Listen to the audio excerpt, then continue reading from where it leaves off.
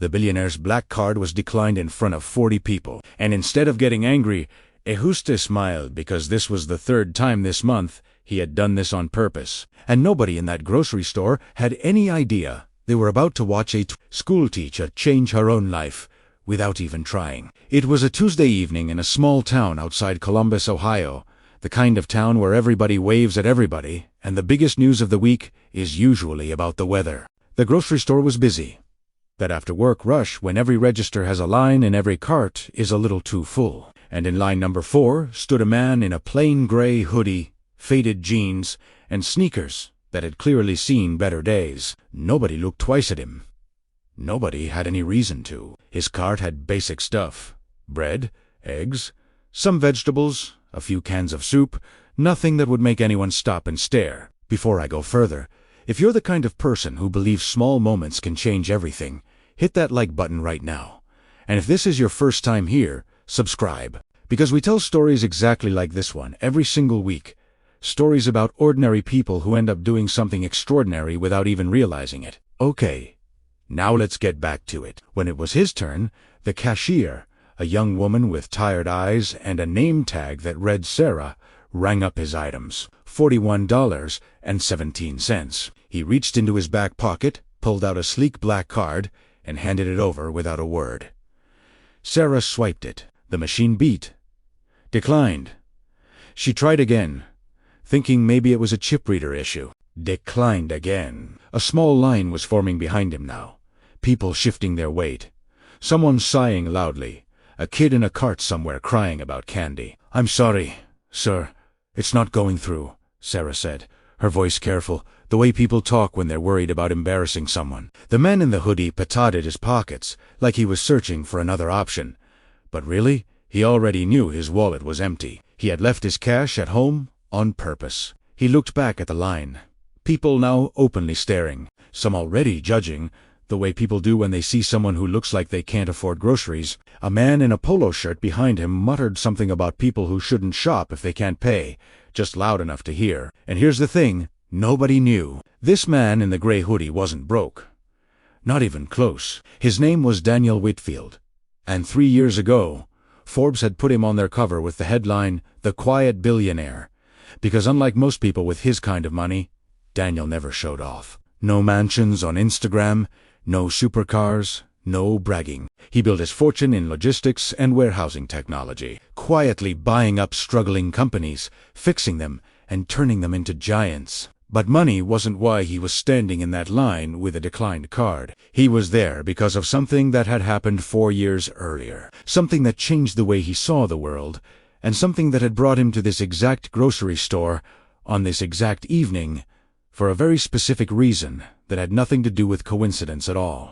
Just as Sarah was about to apologize again and ask him to step aside, a voice came from behind him. "I've got it! Don't worry!"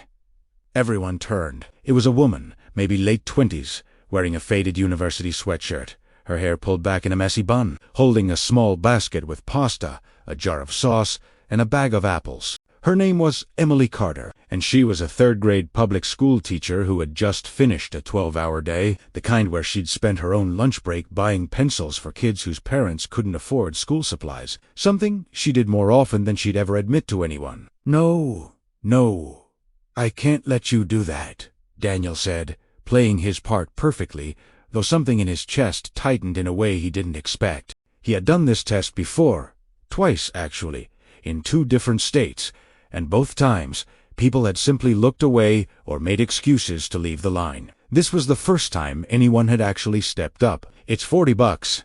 It's fine," Emily said, already handing her card to Sarah. "We've all had a card decline at the worst possible moment. I once had my card get rejected buying diapers for my nephew, in a line just as long as this one. Nobody helped me that day, and I remember exactly how it felt. So, no offense, but I'm not just going to stand here and watch it happen to someone else." She said it so simply, like it was nothing, like this was just a normal Tuesday decision, not a moment that would eventually be replayed in her mind for years to come. The transaction went through. Daniel thanked her, genuinely, his voice a little quieter than usual, and offered to pay her back if she gave him her number or her address something normal people say in that situation. Emily just laughed and waved it off. "Don't worry about it. Consider it karma. Pay it forward to someone else someday," she said, grabbing her groceries and walking toward the exit, completely unaware that the man she just helped had, at that exact moment, more money than the entire town's yearly budget combined. Now here's where the story does something you probably didn't expect. And this is the part I really want you to pay attention to. Because it's not just about a rich guy testing strangers to feel good about humanity. That's the boring version of this story. The version you've probably seen 100 times on this platform. This one goes deeper. And it starts 4 years earlier.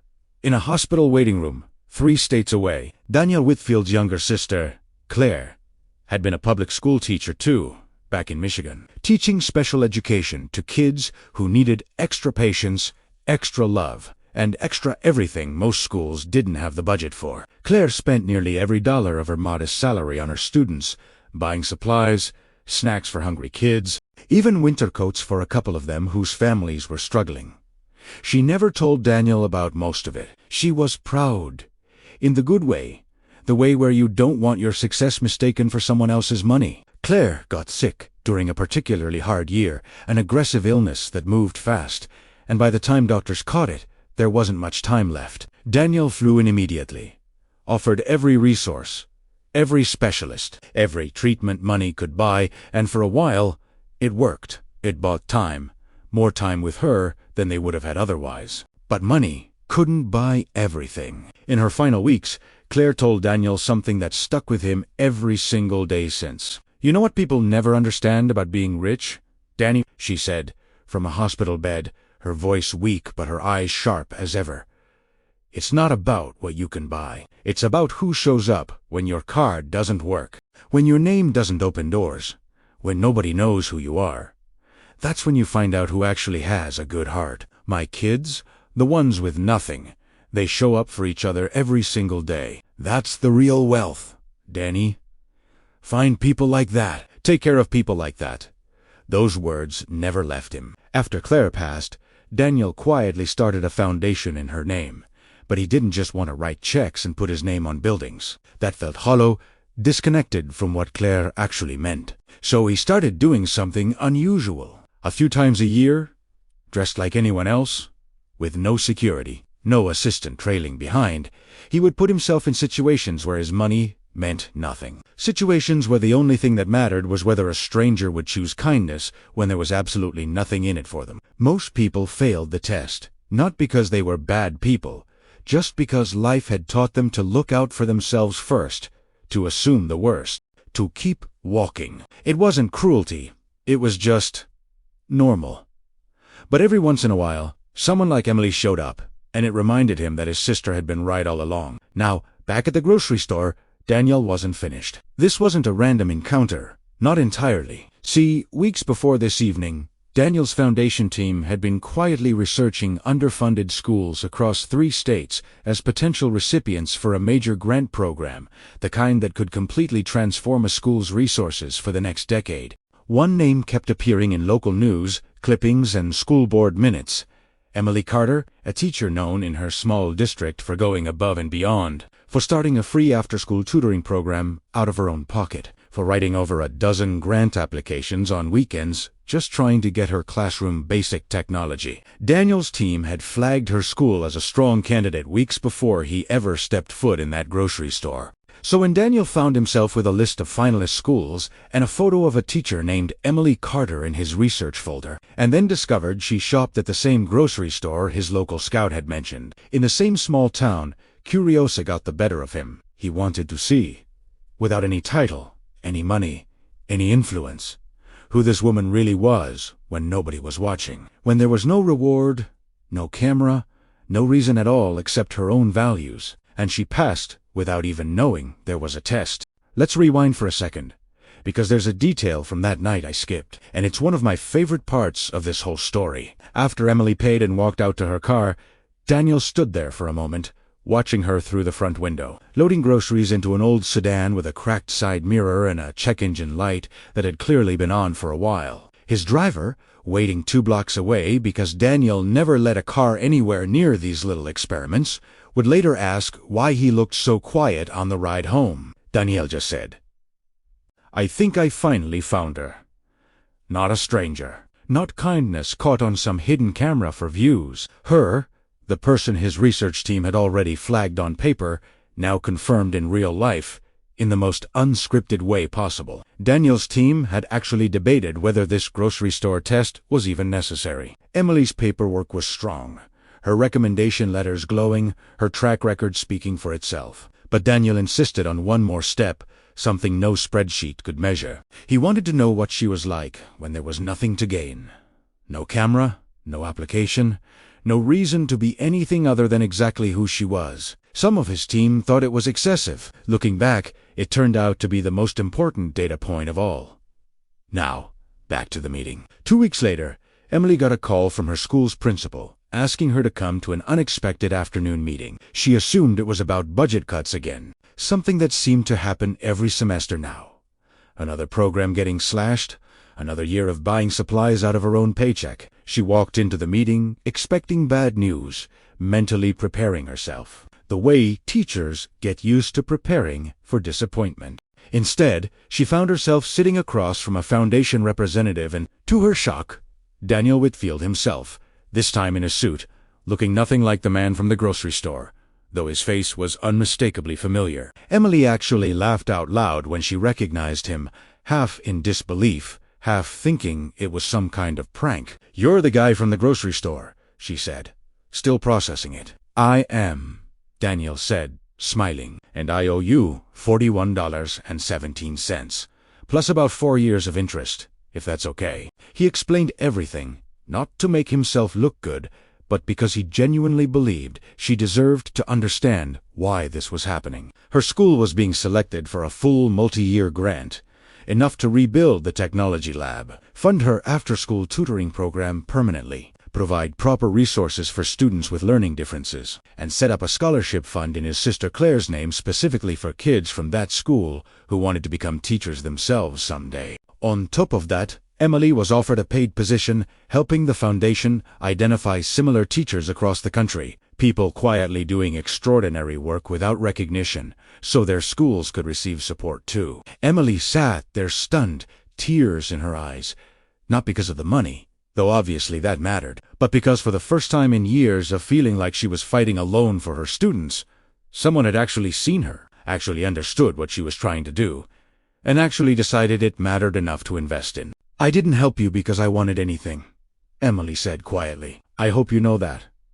"That's exactly why you're getting this," Daniel replied. "The people who help expecting nothing back are always the ones who deserve the most in return. My sister taught me that. I just finally found someone who proved her right." Now, here's what really gets me about this story, and it's the part I think about long after researching it. Emily never went looking for recognition. She wasn't trying to get noticed, wasn't performing kindness for an audience, wasn't thinking about what she might get out of helping a stranger with a declined card. She did it because that's simply who she was, in a grocery store on an exhausting Tuesday, with her own tight budget and her own long list of things her classroom still needed. And that's exactly the kind of quiet, unglamorous kindness that this world runs on, even when nobody's filming it, even when there's no reward waiting on the other side. If this story moved you even a little, I want you to do something for me right now. Drop a comment below and tell me about a time someone helped you when you least expected it,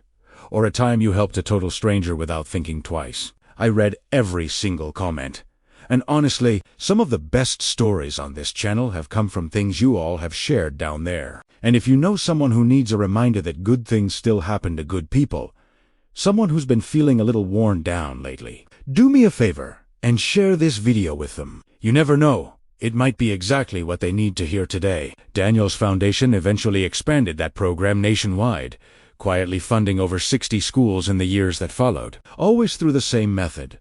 Finding people like Emily, people already doing the work without asking for anything, and giving them the resources to do even more. Emily still teaches 3rd grade. By the way, she never quit, never moved into some big office job, even though she easily could have. She said the classroom was where she belonged, where Claire's memory felt most alive, surrounded by kids who, in their own small ways. Remind her every single day what her old English teacher used to tell her back when she was a kid herself, that the smallest choices, made with the right heart, have a way of echoing further than you'll ever know.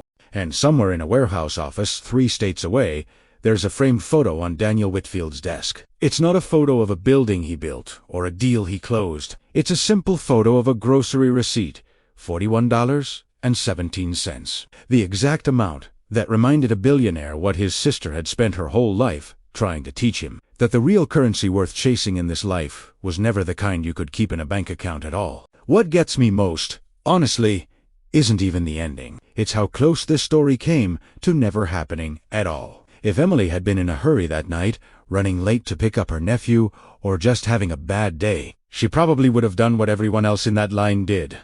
Look away and let it be someone else's problem. Nobody would have blamed her for that. But she noticed, she stepped in, and that one small decision, made in maybe 4 seconds, ended up rippling out into 60 schools, and thousands of kids who will never know the full story behind why their classrooms suddenly had better resources. That's really the whole point of stories like this one. You never know which ordinary moment is secretly the important one. The stranger you help at the gas station, the person whose coffee you pay for in the drive-thru line, the coworker you cover a shift for without being asked. None of it feels significant while it's happening. It just feels like being decent. But decency has a way of finding its way back around. Sometimes in ways so big you'd never believe it if you saw it coming. If you enjoyed this one, make sure you're subscribed so you don't miss the next story, because we've got plenty more just like this one coming your way. Thanks for watching, and I'll see you in the next video.